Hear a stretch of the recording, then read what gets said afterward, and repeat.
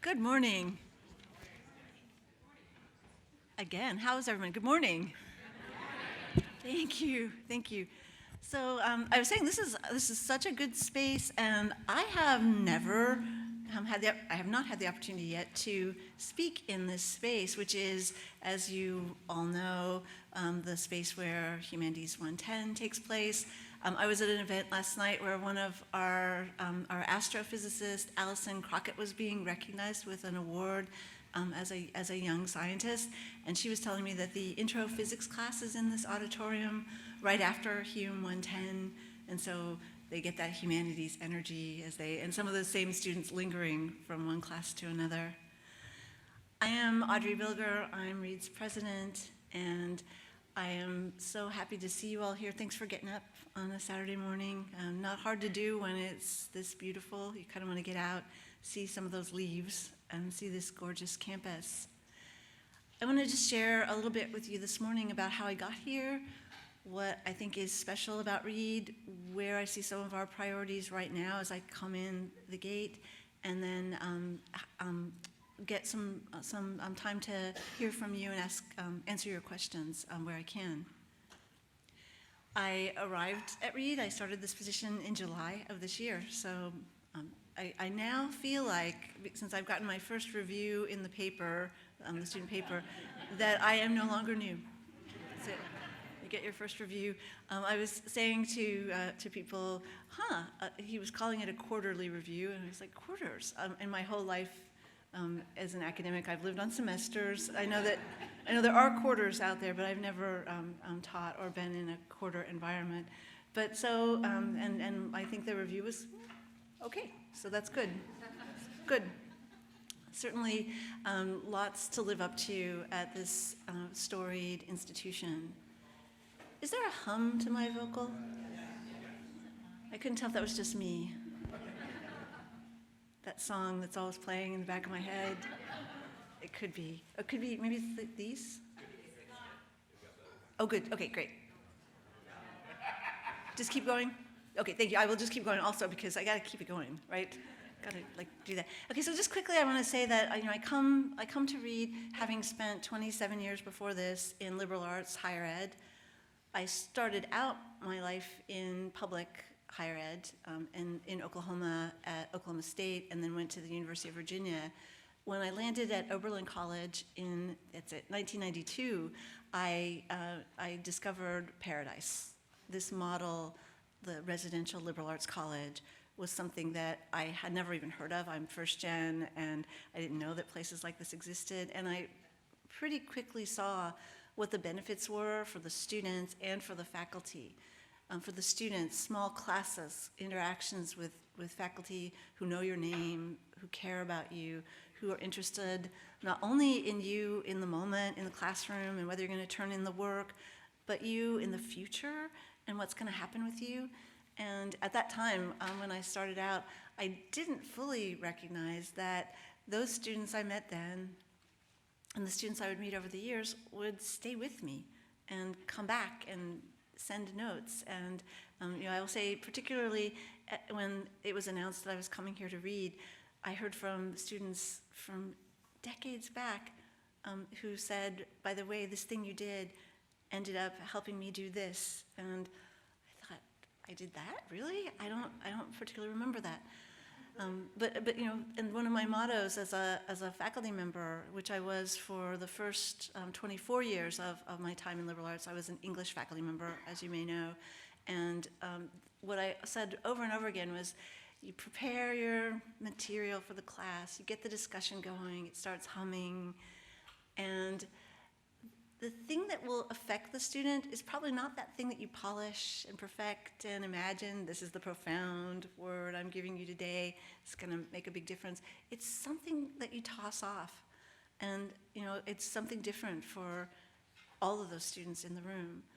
So the thing that strikes me about this model of liberal arts education is that, and liberal arts education in a small residential college, largely residential college, is that the students have their own experience of an array of courses, not a cookie cutter stamp or an assembly line, of an array of experiences with the faculty in their lives who might sit across the desk or walk with them to lunch or see them out on campus and say hi and know their name and notice that they're having a rough day, and say, come by, or is there anything I can do for you?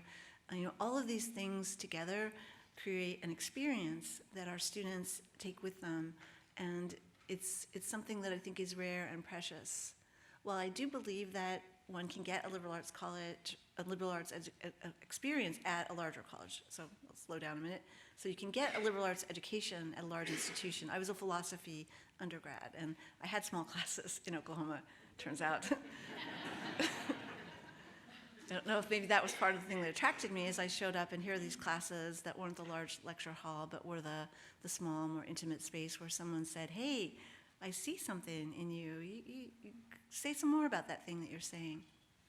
But so the point of this education, you could get it at a larger institution. The immersive quality, though, of that personal attention and the ability to explore widely is really unique at a place like Reed. And so having been at Oberlin first, then Claremont McKenna, and then Pomona College, I do have comparisons I can make. And I will say that when I first started thinking about coming to Reed, having known about Reed, because on the West Coast there are a handful of colleges like us, so I knew Reed was up here, and I knew some of the things that Reed had a reputation for. When I started looking closer and started meeting people here, what I realized is that we get it right here. We haven't diluted the liberal arts mission. We are a community of people who care, and across the board, whether it's our faculty, our staff, or our students, there's this deep sense of caring, and that's something that's fundamental. I was meeting with an alum this week from the 1960s who said to me, what's the word that you would use to characterize Reed students? And so I didn't jump in there, because I thought, I bet you have one. And I kind of think you want to tell me. So he said, intense. And I think he kind of looked at me like that too. So I thought, yeah, even decades later, yeah, intense, you could say intense. And I say caring. So I have been at other schools where students have to kind of work themselves up to caring, or pretend maybe in certain contexts that they don't care that much. And then they can say that they care maybe to a professor or in their own, private experience of working on something that gives them passion. Here at Reed, we openly care. We care about education, we care about ideas, we care about thinking, we care about the world around us. We care in ways that can sometimes be uncomfortable, and that's good, because caring isn't always about feeling good and at ease. Caring is about sometimes worrying and asking tough questions and interrogating those around you and trying to check in to see, is this all working? Can we do this? What have people thought before us? What have people thought centuries before us? Where am I coming in this story of the planet, the universe, this culture? And so that kind of intensity, which I see as caring, is something that I do think distinguishes Reed. The fact that we have a first-year humanities core experience for our students means that they go through something that first year, whether they love it or don't love it quite as much. It's something that they all have together. And having taught in environments where those first-year experiences have been a little more fragmented, faculty teach the thing that maybe they're more passionate about, but the students go to corners. I think it's great to get students in this room for the lecture or the experience of having something that unifies them. So that's one of the things that we have that's unique. We work our students through a place where they can do a qualifying exam in their junior year. Highly unusual, and something that asks the students to begin with that very broad base of the humanities education, regardless of what direction they're going to take, and then begin to focus as they get ready for that senior experience where they write the thesis. And how many of you were able to come yesterday to the presentation that Gregory McNaughton gave on the history of calligraphy at Reed? Who was there? Yeah, so this is great in terms of thinking about those senior theses. He showed us some images of students from the past who wrote their entire senior thesis in calligraphy. Which, by the way, I don't know about those of you who were in the audience, but I didn't jot down the names, but I'm now going to get those names and go over to the thesis tower and find those theses, because that's something that students did. But that kind of caring or intensity in that final project is uniquely Reed. There are other campuses that have a senior thesis and require that of all of their students. But again, I don't think that here at Reed we've diluted that. It's very much an experience that is taken seriously, and then it's celebrated vigorously with a parade and this thing that I have yet to experience called Ren Fair. And I just think that is delightful. As I come into the college, something that I'm very committed to is thinking about that care and the love of learning, and trying to intercept where I can the idea that you're doing this right if you're suffering, and you've got to be suffering. You know, I get that. As a philosophy major in Oklahoma, I didn't feel necessarily like I was part of the mainstream, and I've suffered. In fact, I will confess that there was a semester when I took all incompletes. Not a good idea. And so I want us to remember that saying when you pass each other on the sidewalk and ask, "How are you?" "I'm busy." "Oh, it's terrible." I feel like we all participate in this, and on our campus we can try to get in the middle of that, and so I tend to ask students, what are you excited about right now? What classes are you loving? Something that I said when I was at my last job at Pomona, we talked a lot, we had a mantra that was, it's not about the major. So you will have a major when you graduate from college, but ultimately in the years that follow, not many people are going to ask you about your major. I kind of think it's like your astrology sign, So at a certain kind of party, particularly on college campuses, so what's your major? Or you might have friends who ask your student that when they see them, what's your major? And then what's the next question? Thank you. What are you going to do with that? And those are really unhealthy questions, I think. So I try to ask, what are you excited about? What are you learning? Or as Alice Hara at the Center for Life Beyond Reed might say, what's your purpose? What inspires you?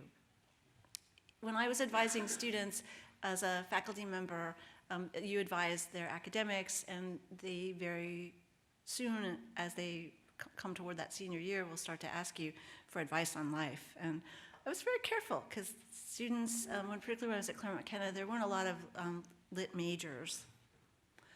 So go figure. They have very big, if you know the colleges, very big econ finance, and also a very big political science department. And so a lot of the students I advised were trying to figure out, struggling. What do I want to do? What do I want to be? And I would say to them, okay, stop for a moment and think, what do you want the content of your days to look like? What do you want to be surrounded by? Who do you want to be surrounded by? Think about those things. And so I want to segue into talking about things that I'm really excited about and want to invest time and help garner support for at Reed. And one of those things is the Center for Life Beyond Reed. And the Center for Life Beyond Reed is something that I think we're doing in a really good way that's powerful and that's integral to the liberal arts organic mission of this college.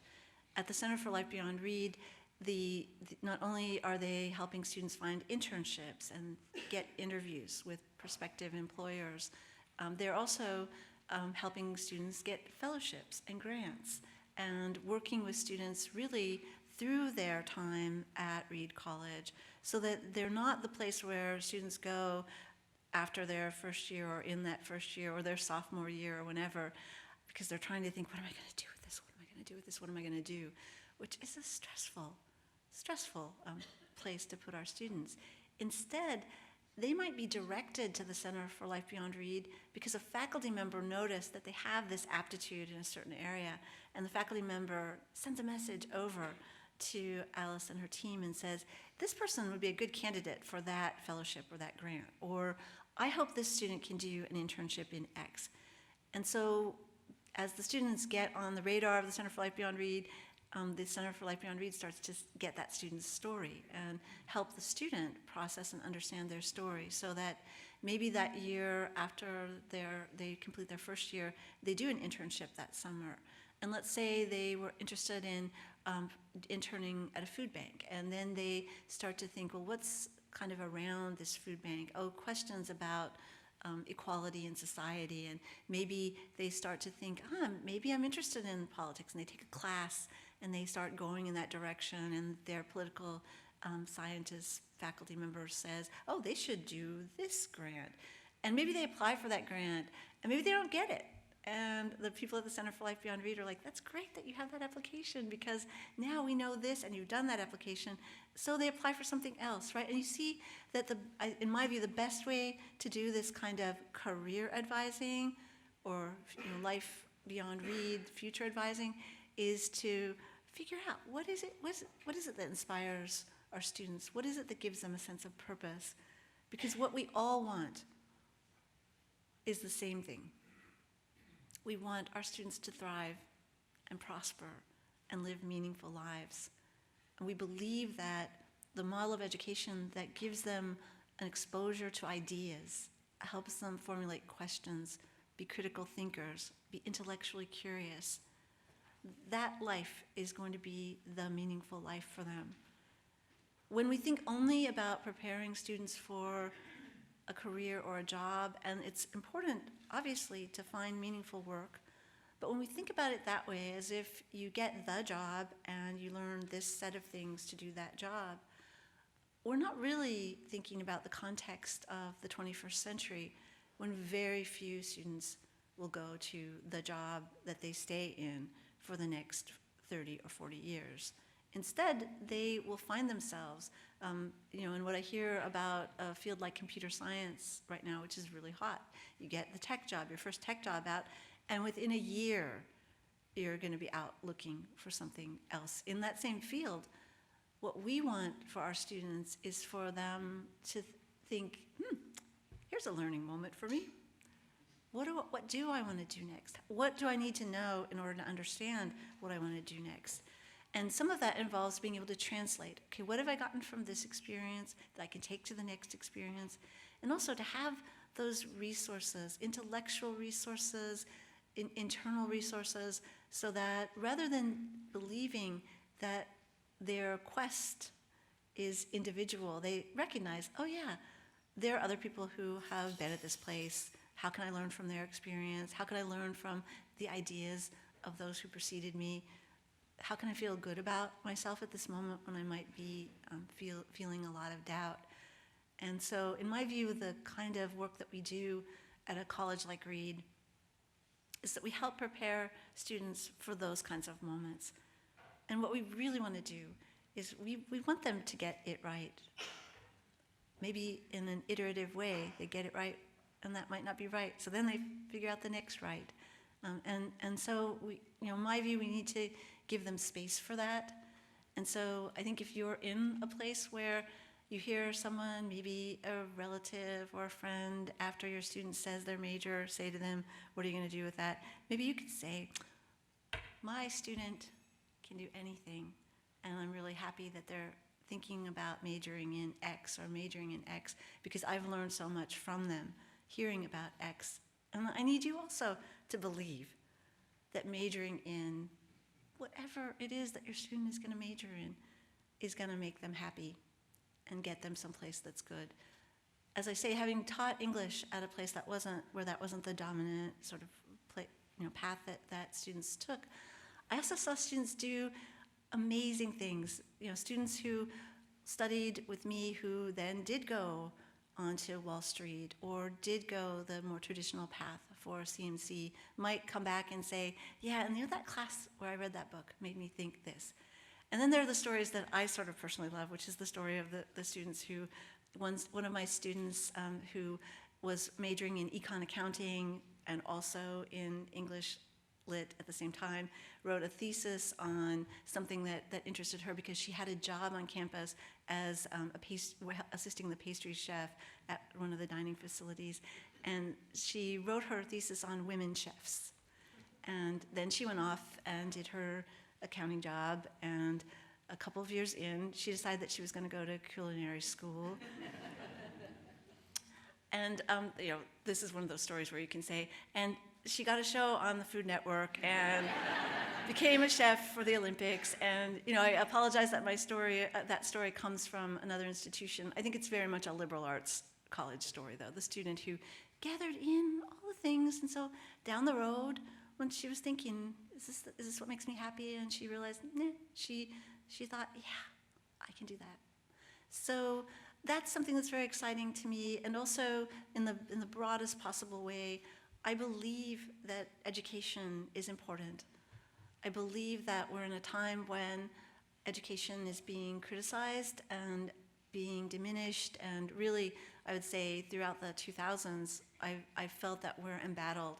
I've seen a change in students from the time I started teaching I really started teaching in Oklahoma in the 1980s, and at that time, I think that students might come to their education believing it's important to learn, more or less depending on the student, of course, but not suspicious of education, suspicious of institutions.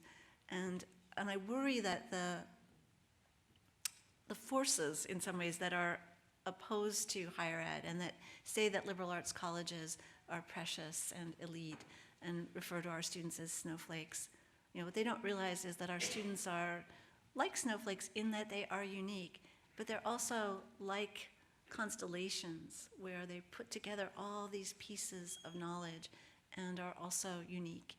So I think what we do is important. My belief is that education prepares students to be participants in society, and that participation is what we also all hope for. So we want our students to have personally fulfilled lives, and we also want them to feel agency and an ability to participate in the world around them. And in these times of polarization, I think we all want, honestly, we want our students to come along and fix it. That's what I want. So I'm delighted to be at Reed. I'm so glad to be part of this community along with you. Families are always really an important piece of the college community. Your care and concern for your students is mirrored by our care and concern, and it is my hope that we're able to support you so that you can feel confident that your students' explorations are not meanderings and that they are actually going to create an amazing future for the people you love so very much. So I am happy to take some time with you this morning to answer questions, and we have some microphones because acoustics mean that it'll be better if you can just wait for the microphone so everybody can hear your question. Thank you so much.